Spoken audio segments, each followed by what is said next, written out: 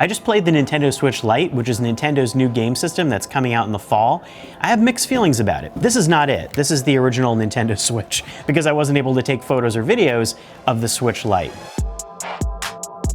The Switch Lite is $200, so it's $100 less than the Switch, and that's important. It's kind of more of the price of the Nintendo 3DS or the 2DS and all those systems that are out there. But the Switch Lite doesn't have a lot of the features that make the Switch, well, Switch. It doesn't connect to a TV, for instance. It doesn't work with the Switch's dock at all.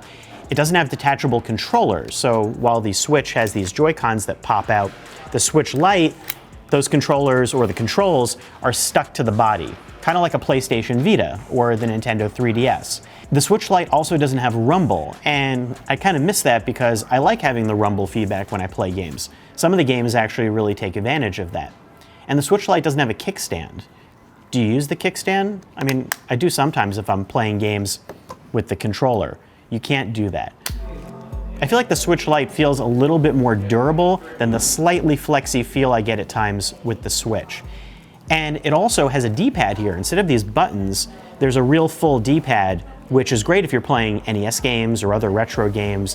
One of the biggest advantages to the Switch Lite could be battery life. Nintendo says that it should be about 20 to 30% more battery life than the Switch. Now the Switch has about 3 hours or a little less depending on what game you play, so I can't tell where that lands, and in the 20 minutes of gameplay that I had, I certainly wasn't able to test that, but any bit helps. I'd like to try to get to 5 hours. Certainly when the 3DS XL did that, that was a big help for plane flights, so we'll see. There's still a heat vent on the Switch Lite, but it's not as large as the one on the Nintendo Switch. I'm not wild about the vent, and it does sometimes pump out heat. Sometimes it gets a little noisy when playing certain games. I haven't been able to see what the Switch Lite's vent feels like, but it definitely looks less prominent. However, that also leads to the part about the processor. Nintendo says there's a more efficient, but also probably a little less powerful processor on the Switch Lite, which means that while it works fine on the Switch Lite, that's why it can't output those games in 1080p on a TV, which is a shame. And apparently you will not be able to do it at all. Like, don't even try with an adapter. The USB-C port on the Switch Lite will not output video. Now, while the Nintendo Switch Lite won't do video output via USB-C, Nintendo does suggest that if you find the right third-party dongle, you might be able to use it to connect to USB-A peripherals, like some sort of a GameCube controller. That's cool, but that's not really the same thing for me. One interesting thing about the Switch Lite, though, is you can connect other controllers to it. I didn't get a chance to test this, but you could take Joy-Cons or the Switch Pro and connect it to the Switch Lite. But without a kickstand, what are you gonna do? You're gonna have to get some case and prop it up somehow and then play games on its 5.5-inch screen. Now let's get to the size of the Switch Lite. Like, how big is this? I'll tell you to the best of my abilities. I actually held this Switch up to it, and it feels like removing one of the Joy-Cons. It pretty much comes to this length.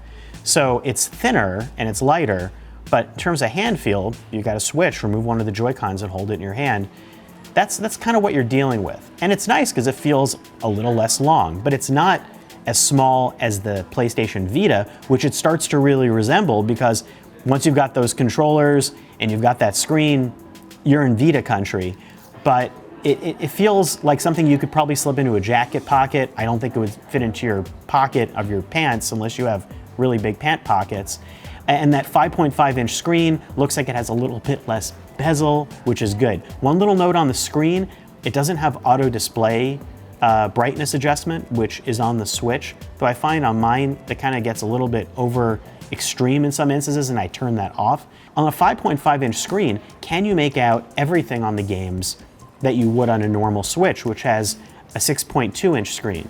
Well, the 4 games that I got to play were Super Mario Odyssey, Zelda Breath of the Wild, Smash Bros. Ultimate, and Mario Kart 8 for about like 20 minutes total. They all looked great on the screen, but the pixels are a little more dense because it's a smaller display.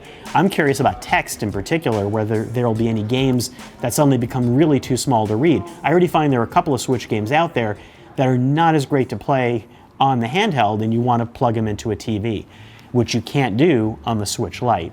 There are games on the Switch that are not made for handheld mode. Games like 1-2 Switch, remember that one? Or Just Dance. Those games are meant to be docked into a TV. You could use them on the Switch Lite. Again, if you found a way to prop up the Switch Lite and you paired Joy-Con controllers with it, you could play those games, but it wouldn't be ideal. The one set of games that you can't play on the Switch Lite, Nintendo Labo. Nintendo Labo. I like Nintendo Labo. I think it's really cool. Not everybody loves it, but that transforming cardboard stuff, those are really specifically tailored, obviously, to the screen size of the original Switch, and also to the Joy-Cons and how they pair. None of that will translate, so if you're thinking about getting those, get an original Switch. Another thing that was dropped from the Switch Lite that is in the Joy-Cons of the original Switch is the IR camera. The only games I can think of that use that IR camera are the Labo series of games and 1-2 Switch. So maybe it's not such a bad thing to ditch that, but it was a kind of an interesting feature. FYI, both the Switch and the Switch Lite have headphone jacks, but they do not support Bluetooth headphones, which is annoying, but just so you know. Who is the Switch Lite for? It's a good question. I think if you're a hardcore gamer, somebody who really loves docking the Switch, obviously the Switch Lite is not for you. It does seem like a great second Switch, like if you were looking for a Switch for your kids, or if you don't care about connecting to a TV, you just want something that's kind of like the next generation 3DS, well then maybe you want to switch to a Switch Lite. But what do you do if you have two Switches in your house? Would you be able to like keep one in front of your TV and then take the Switch Lite on the road with you? That was a question that I asked to Doug Bowser, Nintendo of America's president. He did say that there's some sort of a solution that's in the works to take experiences with you. More to come. I'm really curious what that is. I don't know if that might mean that finally Nintendo makes it easier to work across multiple devices. I hope so, because otherwise I don't think I would make the switch to the Switch Lite. I wouldn't give up the connection to the TV. I wouldn't give up the modularity and move my library over to a more limited handheld. That's the problem for anyone who already owns a Switch. But again, I don't think the Switch Lite is for current owners of the Switch. I think it's for other people that weren't considering the Switch that might now think of it just for the game library. So hopefully that's helpful. Will Nintendo make a sequel to the fuller featured Switch, the one that's modular? That would be really cool. Nintendo has said nothing about that. I asked about that, and so far, it's all systems go with the older version of the Switch plus the Switch Lite. But you gotta think at some point that's going to happen. If you're interested in that, some sort of really much more advanced Switch, a next step forward, stay put. Get the original Switch, get one that's on sale, stick with the one you've got if you've got one, because the Switch Lite is not that.